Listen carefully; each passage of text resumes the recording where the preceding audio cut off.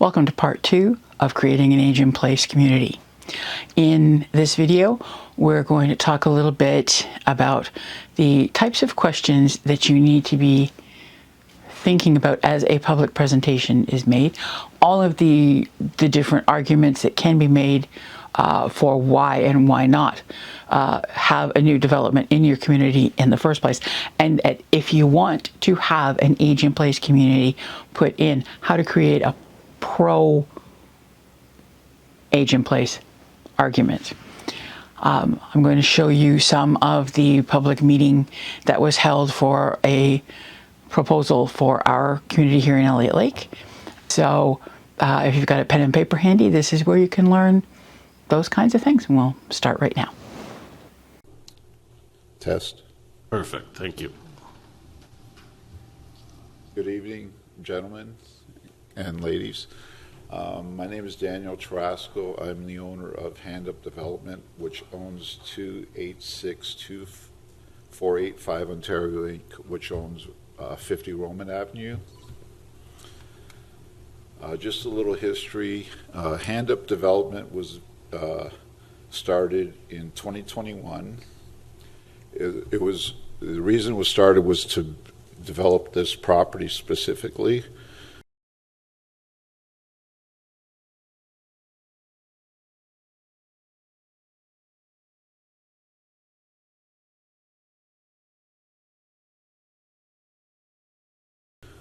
So we bought 50 Roman Avenue. I started developing and building in 1989, so I have 30 years experience in this industry. I've been involved in building over 200 homes, from custom homes to tract homes, which are subdivision homes.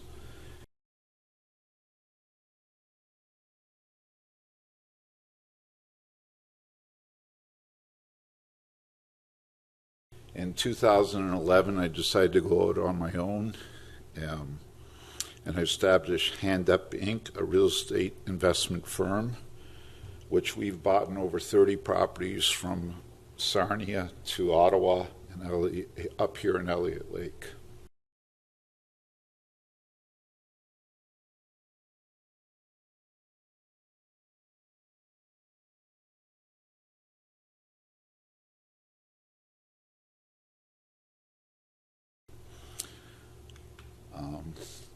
We believe this is an important development for Elliott Lake that will not only help with the need of housing, but also to create a dynamic mix of housing for seniors and young families.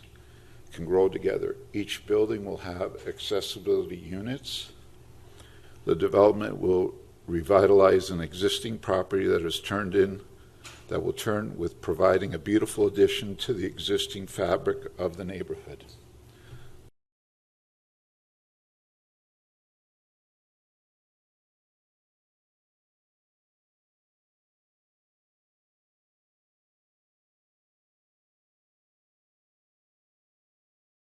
Excuse me, I am a little nervous. In December, we did a mailing to over 300 homes surrounding the property on our own initiative and had a meeting in our lawyer's office here in town. We had 50 families show up from the community and showed them the plans of what we're doing.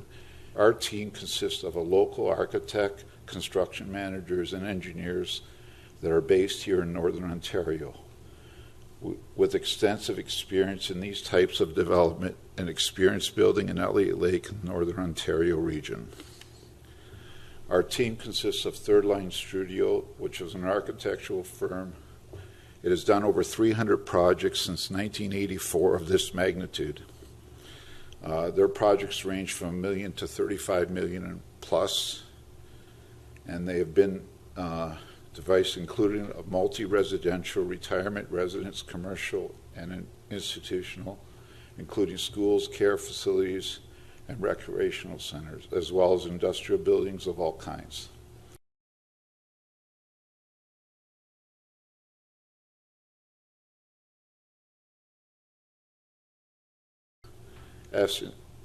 Engineering, EXP Engineering, Serpa Engineering, and Tulloch Engineering. basically we had to have 4 different engineering firms for different functions and the reports we had to produce. The current project is to build in 3 phases. The first phase would be with the school.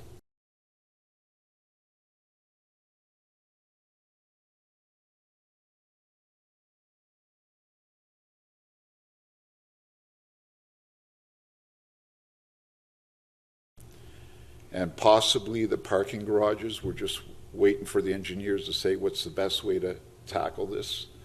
Then it's actually a 60-unit building, not a 55. And then it's the 40 townhomes at the end in phase 3. What our plan is for the buildings to be in the 40-plus community, 40 age group plus, and then the townhomes to be young families. That way we can get a good mix of families with the aged and the young, all in one mix in one community.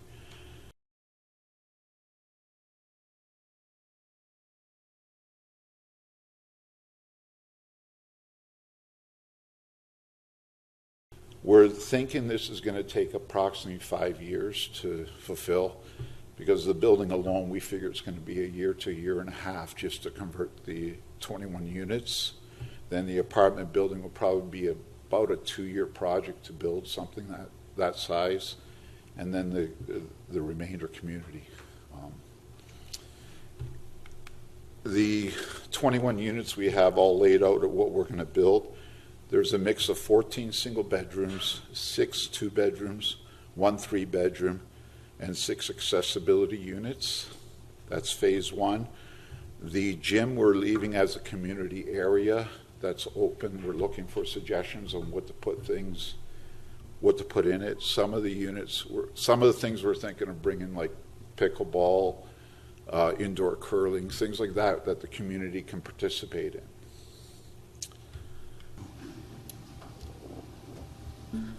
My questions. If you start with phase 1, through you, Your Worship, if you start with phase 1 and you want to go to 2 and 3 after that, do you think the people in phase 1, the residents, will be bothered with the noise, the trucks, the extended large machinery that's going to come in the area, and will that hinder their livelihood for those 5 years? It'll hinder it possibly for 3, because it's going to take me about a year and a half to get the first phase done, and then people can't move in until we're complete, correct? Will it hinder? Well, we have to fall under the bylaws of how long we can work on a site. So during the day, yes, there will be noise that we're going to have to deal with. It's just like any construction subdivision. When you have 100 units, the first people moving in will have to deal with noise and the dust and everything. That's just a reality of construction, that if there's a way we can avoid it, I'd love to do it, but I don't know of any way to avoid it. Through you, Your Worship, could this project could be done all at once before anybody moves in? It can be, but then that's the capital cost.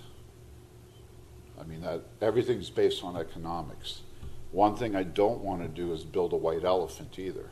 I don't want to put everything in there and then we got 115 families to fill all at once. Can the community actually fill 115 units at one time, or 116 units at one time? So I'm very cautious on that approach, because if we do it in phases, then I know I can get 21 families to move in. And then I know I can do the next phase and get 60, because I can put waiting lists together. But trying to do 115 at one time economically might not be a wise move. And financially, banks may have a real hard time going, that's a lot of money to put out there at once in phases and then say you can't fill them.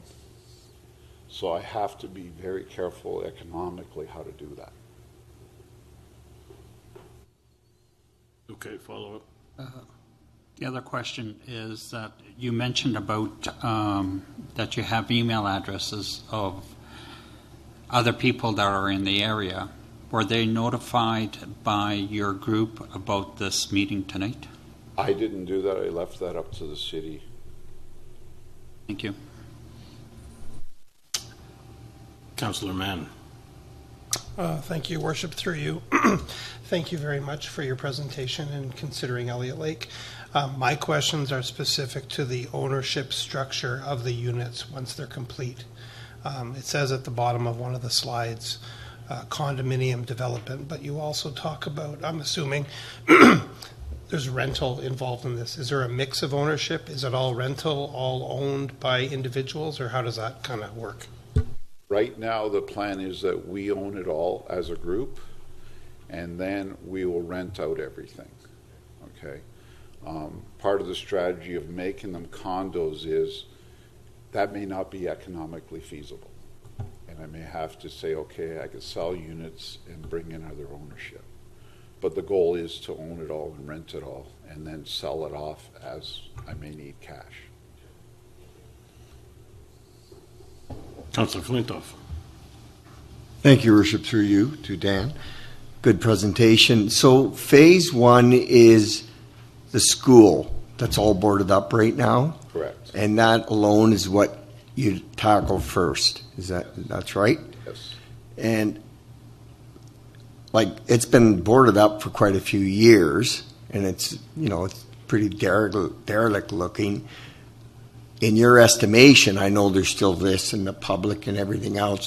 When do you think you would be starting if everything comes together? Because you've had this since 2021, is that right? Correct. I purchased it in 2021, and it took us 2 years to get all the reports together. And COVID did not help us at all. No. Yeah. That was a big burden on us. I would start the moment you guys give me the go-ahead. We are in planning phases.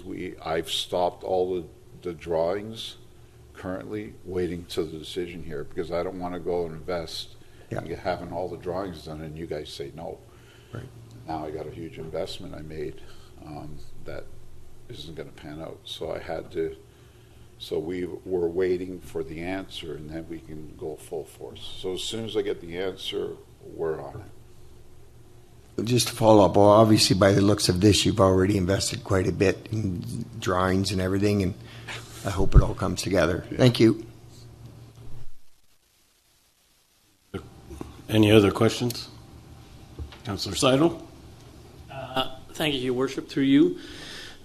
The one thing I worry a wee tiny bit about is your 5-year plan that you're sort of looking at. You're talking about 1.5 years, 2 years in the first phase, another 2 years in the second and the third.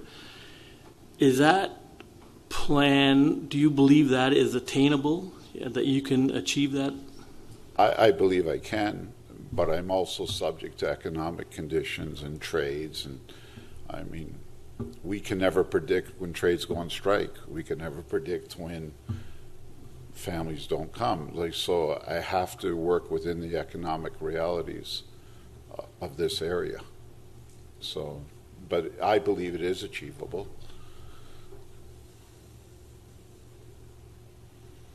Councillor Bolt? Thank you, Your Worship, through you to Danielle.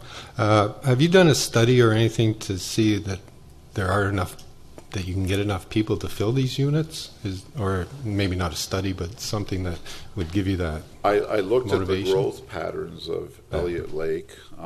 From what I've seen in the last 4 years, if I remember correctly, you've grown by 600 people, which is a positive sign. I've noticed that like A&W's coming to town. I noticed they're trying to get Checky, so they're starting to bring restaurants here. You have the art gallery coming. You've got the arena. That's going to attract people because minor hockey is a big thing in the north. So I seem positive there, and we do have a small project here in town already that I own that has 4 units in it, and they fill pretty quickly from the time, if they empty, they do fill pretty quickly. So within a month, I usually have it, the turnover and filled. So I'm seeing positive signs, but I say you could probably tell me better than I can tell from the distance that I'm at. So. No, I was just curious. It's such a big development that to make sure you're going to get enough people to fill it. I think Elliott Lake is growing, and I like this idea, but I was just wondering if you'd done your own other than We looked at looking around. everything. We looked at all the information we had on hand, and COVID really, even the information flow out of Statistics Canada, where we get a lot of information, was slower. So, but what I did find, there was positive growth in the city. So. Okay, thank you. Any other question? Councillor Morissette? Through you, Your Worship, I lived on Hirshhorn for many years, and I know the area and all that, but it seems to be a big development for that ball field back there, or I know it's nice on a drawing here, but I'm just wondering if it's the area is too small for everything that's being put in there. So I'm just wondering, I know the engineers are looking at this, but I'm just wondering about space for everybody to be not so crammed together. We have to follow, and I know your planning consultant will be sharing everything from the reports and how it's all spaced according to the code between buildings and everything. And it is surprisingly, and it surprised me after we bought it, we looked at the exact size of the lot. It's 7.7 acres. So that's a surprising because of the bush and everything. So you actually have a lot more space there than it meets the eye. Okay, thank you. Thank you for your presentation, Mr. Tarasco. I can say for sure you would be surprised what can fit in a small farm field. When I was at Guelph University, the whole south of Guelph, all the way to Arva, just automatically turned into a city. And then in Markham, the same thing's happening. So you can fill a lot of space with townhouses and whatnot, and it goes quick. When you had your public meeting, was there an opportunity for the public to maybe sign up to be on a list for potential rental at this property? Did you do any sort of investigating that way? Or do you have a website perhaps where people can sign up if they're interested? That we will set up. Now, the people that were at the meeting, a lot of them were actually buyers, which did surprise me. A lot of them would have liked to buy the unit. So, and it was more of a general meeting just to tell the public what we're doing. I was trying to get feedback just to see what the public reaction was. So when I come here, I'm a little more prepared. So that was kind of the strategy of having that meeting, just to see what the community was saying at the time. And there were no negative comments in that meeting. Everybody was positive. Everybody was excited because it is a school, and let's face it, we really want to change that school into something else. Okay. It's been sitting there too long. Just a curiosity question. When you did inspect the building, when you purchased the property, were there big troubles, or do you foresee any delays? I had the engineers go through the whole building. We've had it partially abated already from the asbestos. The roof is leaking. We were hoping to put a second story on it, but structurally the engineer said we can't. Okay. So we were hoping to actually take some of the units and put it on that building itself. But yeah, that's why I had so many engineers. They were all looking at everything. We picked that building apart from what I understand. Yeah. No, that's, thank you for your presentation. Do we have any final questions? Councillor Lefebvre. Thank you, Your Worship, through you. Just a comment, really. I think a lot of people are probably concerned this is going to be a long-term project, construction for 5 years, but I mean, from my perspective, it's welcomed information to know that you're willing to invest in our community. I think growing up as a child here, there was houses being moved in and out on a daily basis for over, 2 years. So it's been a long time since we've seen construction of this size and magnitude. So hopefully this will be a very positive experience. Okay, thank you. Thank you. So the next step in the public meeting is that the city's planner from JL Richards and Associates Limited is in attendance tonight and will provide their review and recommendations on this application via Zoom. And we have Nikita Jariwala. Hi, Nikita. Welcome.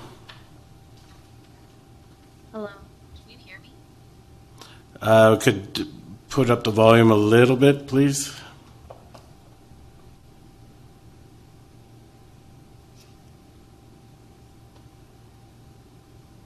Okay. Working on it. So, There we go. oh, okay. Okay. We're good to go? Yes. Great. Thank you. Right. So as mentioned, my name is Nikita Jariwala, and I'm a planner with JL Richards and have been providing planning services to Elliott Lake. So today I'll be going over the project that's being proposed and how that fits within the planning context. So just to start at the beginning, the purpose of the zoning bylaw amendment is to rezone the subject property from the institutional zone to the residential multiple dwelling, or R2 zone, in order to facilitate the redevelopment of the existing school building to a one-story apartment building, also proposing a new 6-story apartment building and 40 townhouses. So this property is currently zoned institutional, as it was previously an elementary school, which is Roman Avenue Public School, and the school was closed along with 5 others around 1994 during an economic downturn. So at this time, the applicant is seeking to improve the efficiency of this otherwise underutilized lot by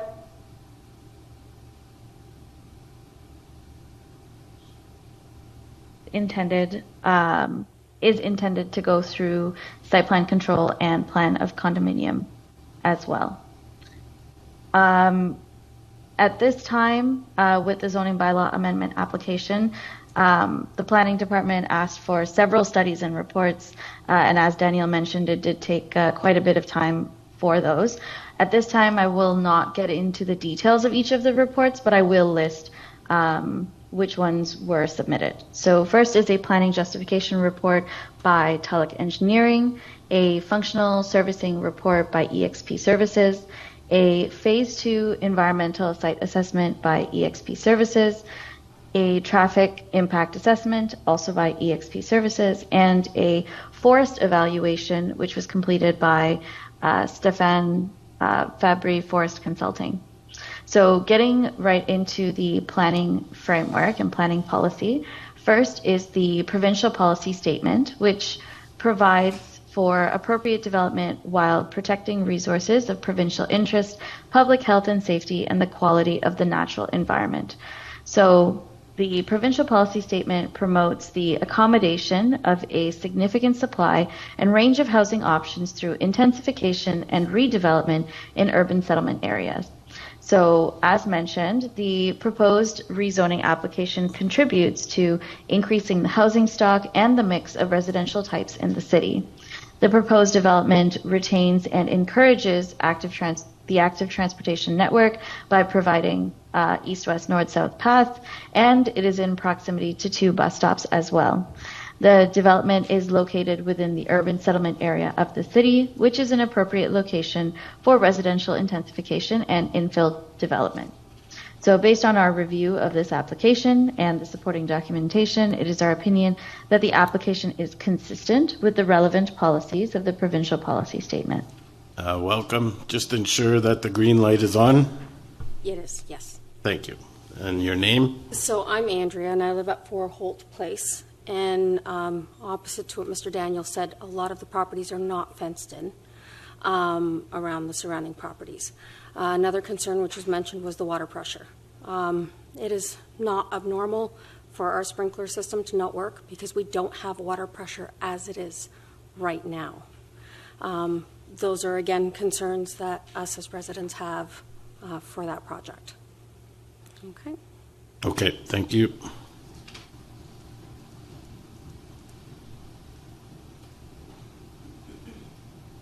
Council Welcome. and Mayor. My name is Tracy Tessier. We own 2 properties that are behind the school itself. We own 4 and 6 Hart. Sorry, just need your address. Sorry, number 4 4 and 6 Hart. 6 Hart. We Thank own you. both lots on Hart. Our concerns that we have currently are, like have just been brought up, we barely have water on a good day. And we call to the city and nothing is done about it. So a major concern for us is we already have neighbors whose sump pumps are running 24 hours a day, year round, because of the drainage in the area. The water is too low. We continuously call the city and ask for this to be looked at. No one comes. Nothing happens.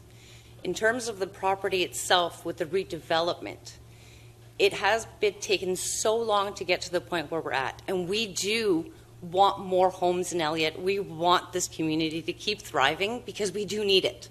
We want to see it happen. But being in such a small area in the center of town, it is called Hart for a reason, Roman for a reason. It is a very small section of town. We don't have large traffic areas. This will impact the amount of traffic coming into our neighborhood, 100%. Nowhere in this development plan have we spoken about visitor parking for these residents that will be moving into these buildings. Where will they be parking when they are coming? This property, this school at 50 Roman Avenue, is right next door to a playground. This is the only playground for all of the center of Elliott Lake for all of our children to attend and play. Otherwise, they either have to go to Paris Park, which is a ways away for our little ones, or Dieppe, which is even further for us to go. Our kids feel safe where they are. Now having this much traffic being impacted, coming in and out of this schoolyard directly adjacent to a school ground or to a playground is very concerning for the parents of the area and to the residents. We don't want this much traffic in our little area. When we were presented the plan in the spring by the developer, we were advised of a 3-story building, not 6. If the plan has already changed from what we have been presented in just the last 3 months, how much more will the plan change when the actual development happens?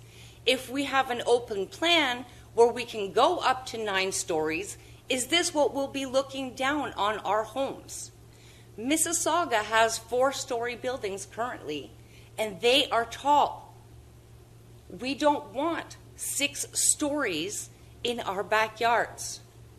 The plan itself is beautiful on paper. It looks great. In reality, it does not function to the full extent of the project itself. The paths that are drawn on this map are on our fence line. We don't want people walking on our fence lines. We have had great privacy for years.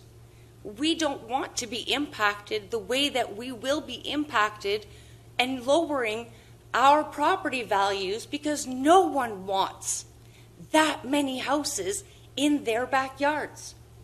There's ample room in this community that we can build this type of development on, such as All Nations, where we're not impacting entire sections of communities. We have 300 homes abutting this one property that will be impacted for years to come.